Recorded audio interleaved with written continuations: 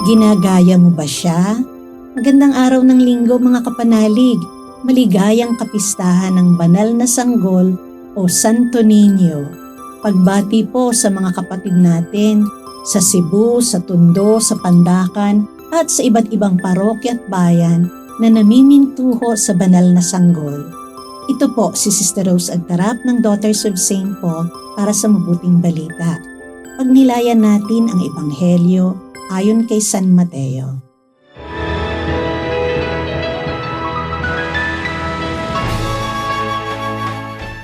Lumapit kay Jesus ang mga alagad at tinanong nila siya. Sino ang masuna sa kaharian ng langit? Tinawag ni Jesus ang isang maliit na bata at ipinagitna sa kanila at sinabi, Sinasabi ko sa inyo na hanggang hindi kayo nagbabago at nagiging katulad ng maliliit na bata, hindi kayo makapapasok sa kaharian ng langit. At nagpapakababa gaya ng maliit na batang ito. Siya ang pinakamalaki sa kaharian ng langit. At tinatanggap naman ako ng sino mang tatanggap sa batang ito nang dahil sa aking pangalan. Huwag sana ninyong hamakin ang isa sa maliliit na ito. Talagang sinasabi ko sa inyo na laging nasa harap ng aking Ama sa langit ang kanilang mga anghel sa langit.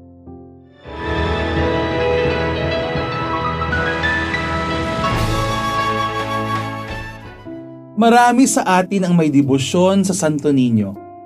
May imahe sa bahay, sa sasakyan, minsan may espesyal pang mga damit na makulay, pinag-isipan at mamahalin. Mahal kasi natin ang Santo Niño. Pero ang tanong ng mabuting balita ngayon ay mas malalim. Ginagaya ba natin siya? Sa ating pagbasa, hindi lang ipinakita ni Jesus ang isang bata. Inilagay niya ito sa gitna at sinabing, malibang kayo'y magbago at maging tulad ng mga bata, hindi kayo makakapasok sa kaharian ng langit. Ano bang meron sa bata? Ang bata ay walang ipinagmamalaki, walang titulo, walang kapangyarihan, walang hawak na kontrol. Umaasa siya, nagtitiwala siya, at marunong tumanggap. Ito ang pagiging maliit na hinihingi ni Jesus. At dito nagiging hamon ang ating debosyon. Dinadamitan natin ang Santo Niño ng ginto at karangyaan. Pero handa ba tayong isuot ang kanyang kababaang loob? Binibigyan natin siya ng trono sa altar, pero hinahayaan ba natin siyang hubugin ang ating asal sa araw-araw? Madaling mahalin ang Santo Niño bilang imahe. Mas mahirap tularan siya sa tunay na buhay. Sa pagpili ng kababaang loob kaysa kayabangan, sa pagtitiwala kaysa sa sobrang kontrol, sa pagiging maliit sa mata ng mundo para maging dakila sa mata ng Diyos. Kaya dinagdag ni Jesus, huwag ninyong hamakin ang isa sa maliliit na ito. Ang paggalang natin sa Santo Niño ay nasusukat din sa kung paano natin tinatrato ang mahihina, ang hindi pinapansin, ang walang boses. Ang debosyon na hanggang bihis lang ay nananatiling panlabas lamang. Pero kapag ang Santo Niño ay tinularan, hindi lang pinarangalan, doon nagsisimula ang tunay na pagbabago ng puso. Kaya atin pong tanungin ang ating mga sarili.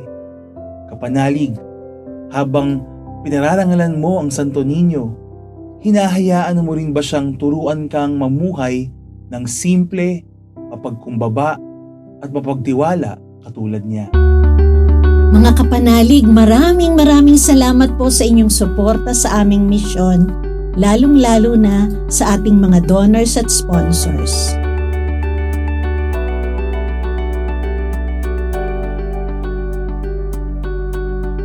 Subscribe, like, share, and follow po lines sa aming social media accounts.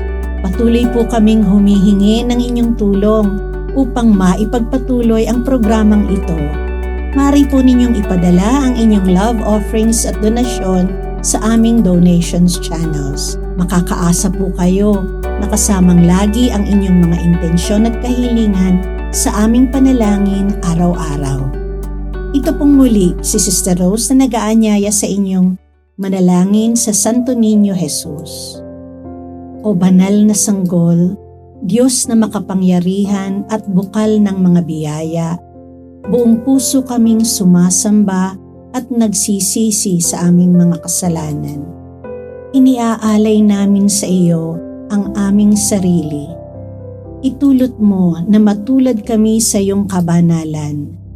Gawin mo kaming maamo, mababa ang loob, matiisin, malinis, maunawain sa kapwa, at masunurin sa kalooban mo. Amen.